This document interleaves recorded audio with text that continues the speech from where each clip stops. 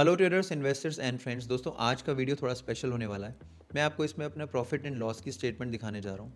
ये एक verified PNL होने वाला है और इसका लिंक मैं डिस्क्रिप्शन बॉक्स में भी डाल दूंगा, आप भी चेक कर सकते हैं।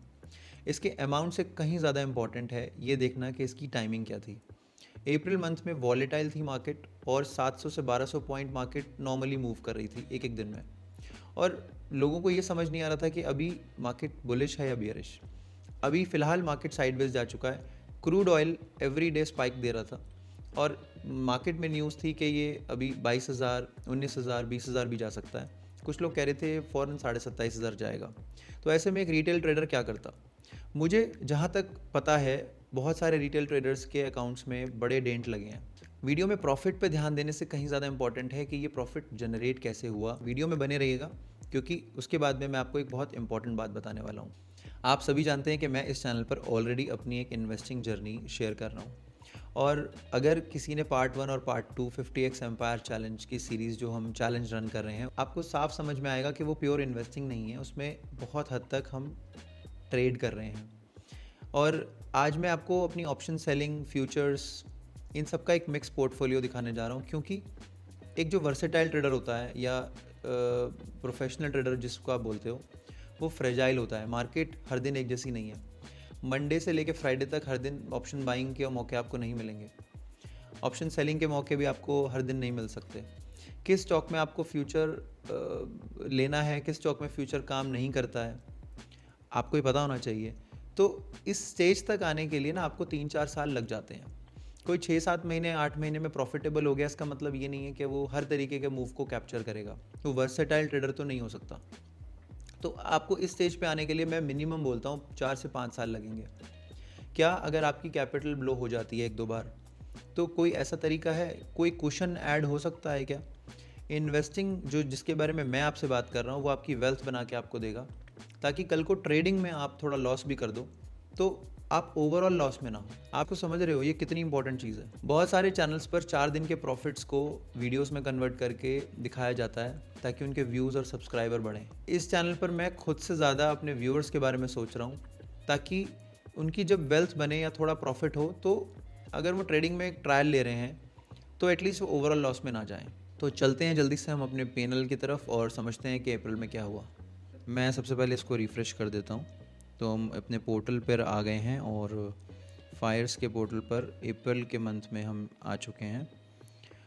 तो हम पर डे बेसिस पे बात करते हैं फ्रेंड्स। आप देख सकते हैं कि इस महीने हमें कुछ 5.5 लाख रुपए का प्रॉफिट हुआ। और पहली तारीख वेडनेसडे को आप देख सकते हैं फ्यूचर एंड ऑप्शन की पोजीशन थी। अनरियलाइज्ड में क्या है कि ये डिलीवरी के स्टॉक्स हैं, जो मेरे पास में स्टॉक्स की डिलीवरी है। आप जानते हैं कि 30% से लेके 50% तक के मूव्स मार्च में आए थे। तो इसीलिए मैं बोलता हूँ कि राइट टाइम पे एग्ज़िट करना बहुत ज़रूरी है।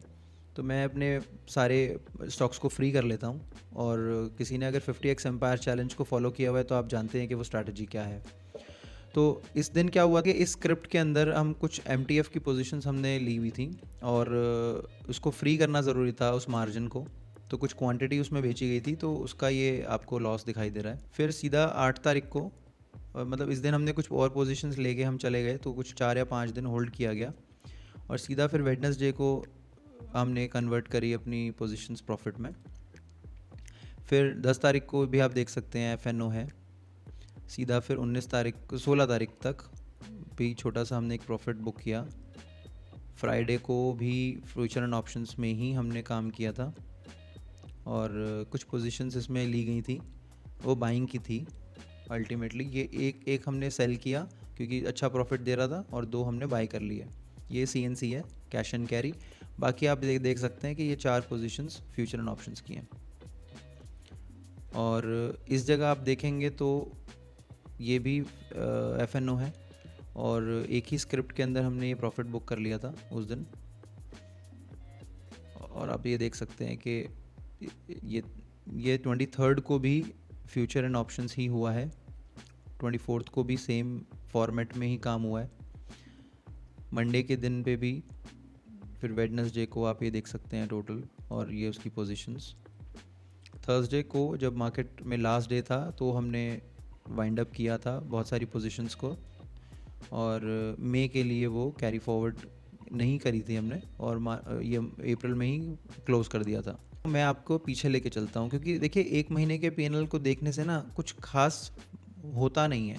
आपको अगर किसी के ऊपर ट्रस्ट करना है या जेन्युइन आपको चीज़ें देखनी है, मैं आपको पिछले महीने में भी लेके जाना चाहता हूँ। तो आप पिछले महीने देख सकते हैं कि ग्रॉस पीएनएल क्या है। अब फरवरी में जाएंगे तो फरवरी का आपको ग्रॉस पीएनएल में दिखा देता हूँ। और आप जानते हैं कि फरवरी, मार्च और अप्रैल तो सबसे ज़्यादा वॉलेटाइल थे। इसी टाइम पे वॉर स्टार्ट हुई थी। अब जनवरी में आप देख सकते हैं जो ग्रॉस हमारा पीएनएल है। दिसंबर में कुछ 4 लाख का प्रॉफिट था।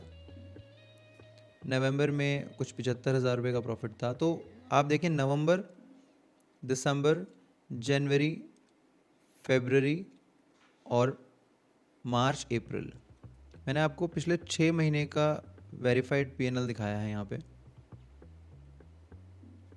दोस्तों इस चैनल को आप सब्सक्राइब करें और इस वीडियो को आप लाइक करें, क्योंकि मैं एक साइकोलॉजी पे पूरी सीरीज़ लेके आने वाला हूँ।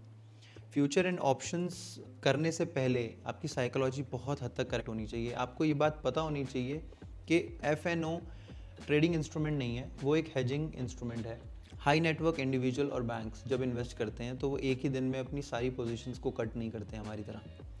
वो जब स्टॉक 52 वीक हाई पे होता है तो उसको स्टेबल और डील करने के लिए एफएनओ का सहारा लेते हैं। एफएनओ सिर्फ एक इंस्ट्रूमेंट है हेजिंग के लिए। कमेंट में अपने इश्यूज़ लिखिए कि आप स्ट्रैटेजी के ऊपर फेल होते हैं या आप साइकोलॉजी पे फेल होते हैं।